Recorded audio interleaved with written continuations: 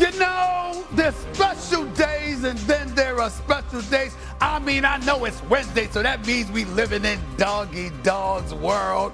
But your boy's back in the house. It ain't like I'm on the road. I'm in the house. I'm here in studio in New York City, okay? Shay's in the house doing her thing. Doggy's in the house doing his thing. And I had Mike Wilbon a couple of weeks ago with Doggy. And look who I got today with Doggy. Big person in the house. What's up, man? What's up, man? What we gonna do, man? That's what I'm talking about. This is what it is. First takes in the house. Holla. Wemby has the ball a lot and is doing a lot. Wemby got 16 of their 24.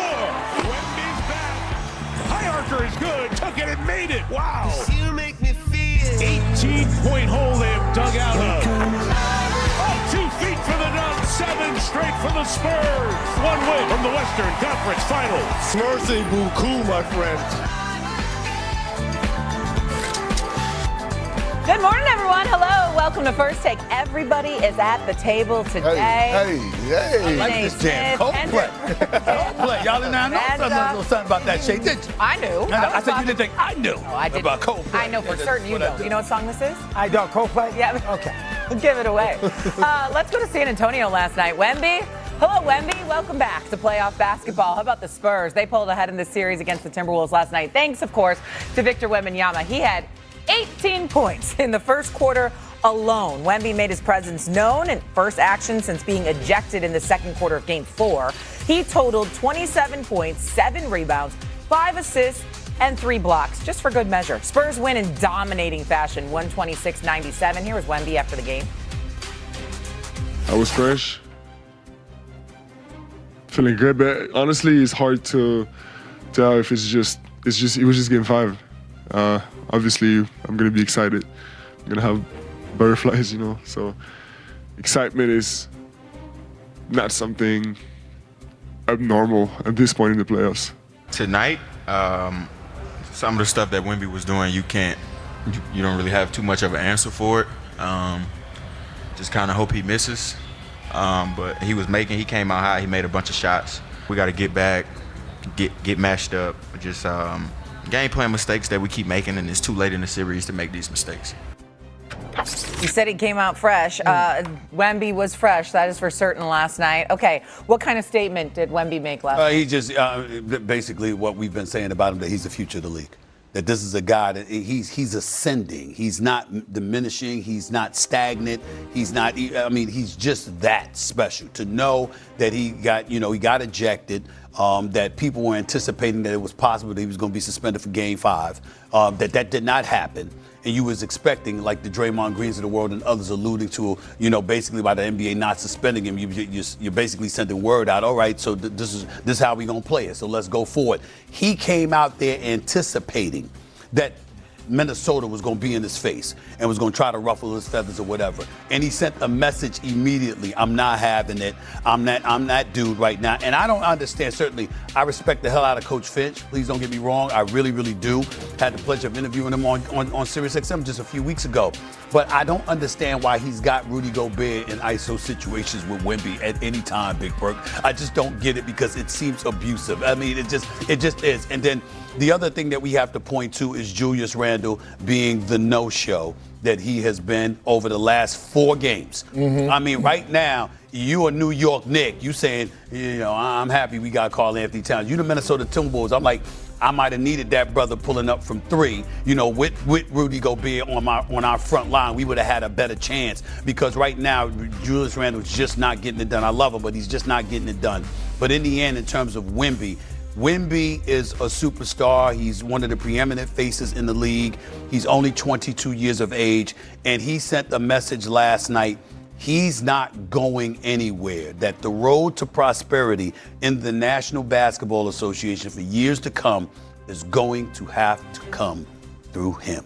Well, first off, why is anybody surprised? He was going to come out and play great. He had 18 points in the first quarter. We know how great he is. He was obviously disqualified, rightfully so, and he should have played last night, rightfully so on that too.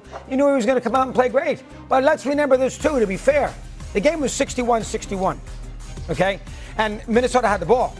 And the kid made the 3 in the corner to make it 64-6 campaigning. I can't never. He makes the kid in the corner, makes it 64-61, and then they took off from there. So despite his tremendous first quarter, which was a great first quarter, it was 34-30 after one, and the game was 61-61, and they were down by 18 in the third quarter, and they went crazy right out of the gate, the T-Wolves did, and the game got to be 61-61. So I understand how great he is. He's a wonder. He's going to win championships. I understand that. But Perky, you're not surprised that he was going to come out after getting disqualified and they lost, that he was going to come out and be big in the first quarter, and even the fact that he was big, they still needed guys making shots at 61-61 in the third quarter. So maybe a touch overrated the impact of the game. Let me hear.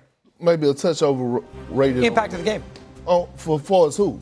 Wemby. You okay, man, dog? It was 61-61. Listen, bro. Listen. He had 9 points in the last three quarters. No. It's not just about the points, okay? It's not just about the points. You know what last night showed me? A few things. Number one, he's the most dominant player in the NBA. Giannis, Jokic, whomever, move the hell aside. We have never seen a player that dominates like he does on both ends of the floor. Okay, that's number one. Number two, it's Wemby's world, and everyone's trying to get an apartment in it. That's where we at this point. The league belongs to him. That was the statement that he sent last night. It wasn't just to the Minnesota Timberwolves. That statement was sent to the rest of the league. I know OKC watching, rooting for the Minnesota Timberwolves. I guarantee you that, because they don't want to face that smoke.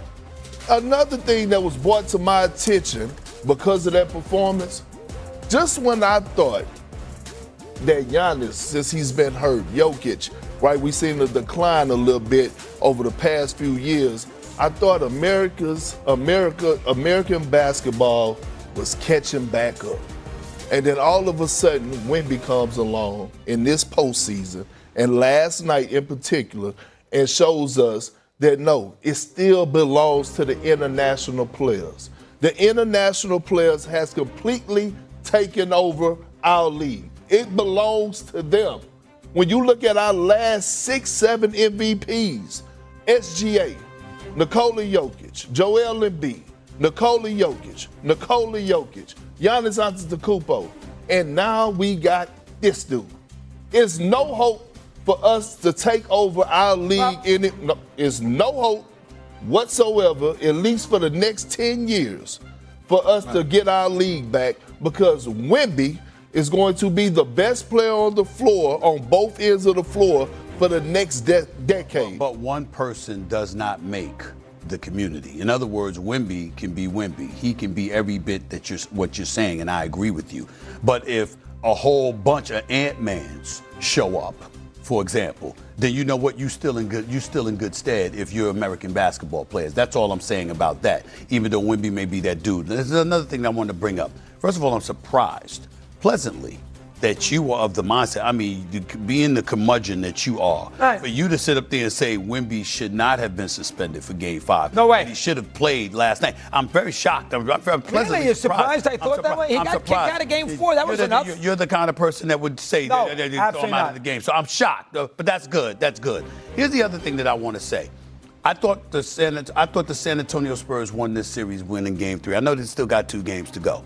I don't see Minnesota winning this series. And the reason I don't see the Minnesota winning this series is because the opportunity to me was Game 3. You sit up there.